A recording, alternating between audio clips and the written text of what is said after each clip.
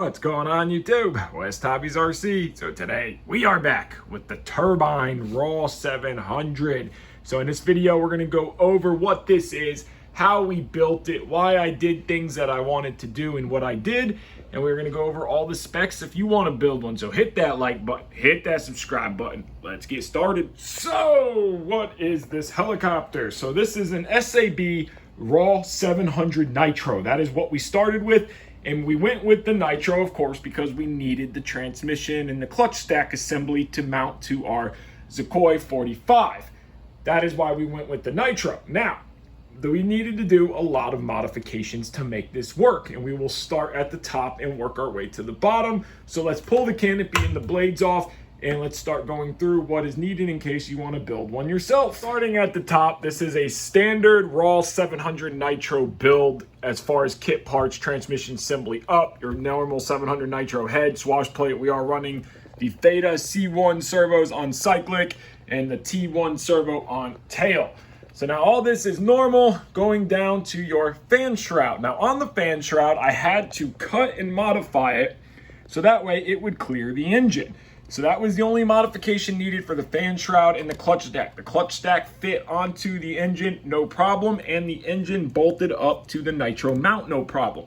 The other thing that had to be modified was the carbon fiber front frame rails or stiffener plates here. Because of the exhaust shape, I did not want them to hit. It was slightly touching, so both of those were modified. Now our ECU is mounted right to the front here. And you can see we have it wired down and around. Then our fuel pump is mounted under here. Now for the fuel pump to fit, we had to cut and modify all of that front plastic there, countersink the holes and get the pump mounted. So that was very simple.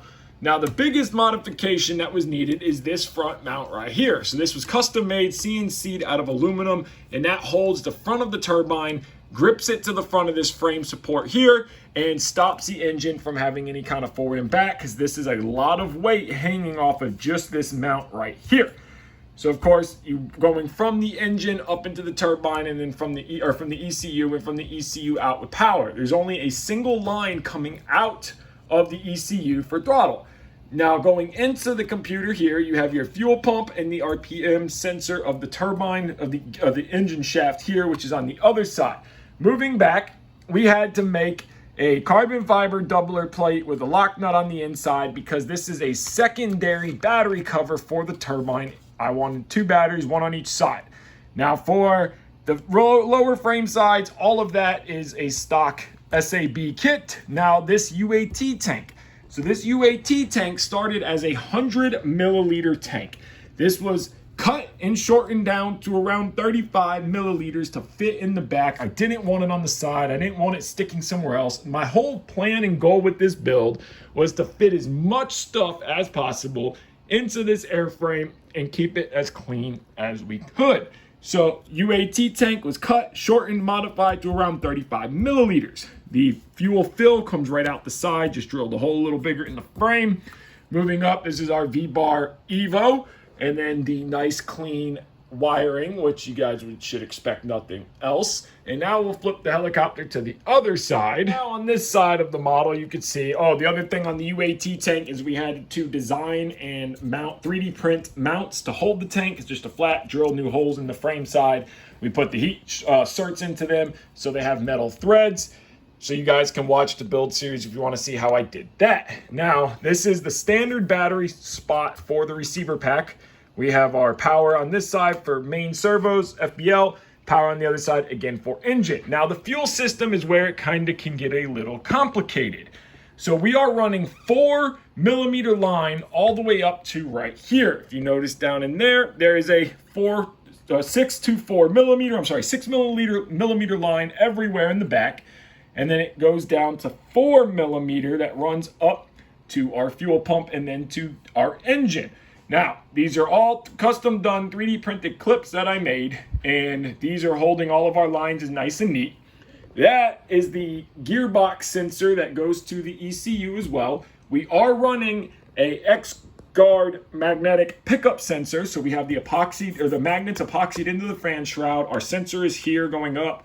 Had to modify this mount here to get this carbon fiber plate to get the sensor exactly where I wanted it, but that is very simple, just like a nitro. I'm coming down here, so you have your main line going into the fuel pump, and then coming out of the fuel pump is our main line that runs down to our valve. Now that valve is a custom-made aluminum mount that was cut. A ton of time went into making it fit because I wanted the fuel valve as out of sight and low that you could get it. Fuel on, fuel off, very clean. Again, the whole point of this build was to be as clean and fit as much stuff as possible. So coming forward, a couple of you guys talked about this is the fuel filter. Now the reason why I put the filter after the valve, the fuel shutoff valve, and not before the fuel shutoff valve is because we're running a filtered clunk inside the tank. So it is like a micron clunk. And if any debris, which no debris could ever get past it, but if some reason it did, it's a secondary filter to get before it hits the engine. Again, 4mm line right into our engine here. So this part of it's a basic Sukhoi 45 build here, and there's a lot of plumbing and little intricate pieces to make all of this thing work, but I think it came out pretty good. And as far as the back half plumbing goes, you can kind of see down there for the vent line that comes out this side of the frame right here, it was curled up 5 times. So that way, if we do any kind of loops, rolls, flips, anything like that, no fuel can come pouring out of the fuel tank. This is our main fuel line that runs up to our clunk, and then of course our clunk line down to here. Now, a couple questions I wanted to answer that you guys had. Number one, why did we pick a RAW 700 Nitro? Well, the main reason we picked the RAW was because, of course, it's SAB. SAB makes a quality helicopter. We wanted to stick with an SAB product. We didn't want to take like a Whiplash or an Align conversion kit. We wanted to build a RAW. So we were originally going to build a Black Thunder 700 Nitro, but I was afraid we'd have to cut too much of the canopy away to make the engine not so much stick out, but get clean air, get hot. Again, all of this back here is going to get hot. So I wanted to make sure that the engine stayed happy. So we decided at the end to go with the RAW over going with the Black Thunder. Now, another thing is the way it sticks out. Yes, this engine sticks out quite a bit.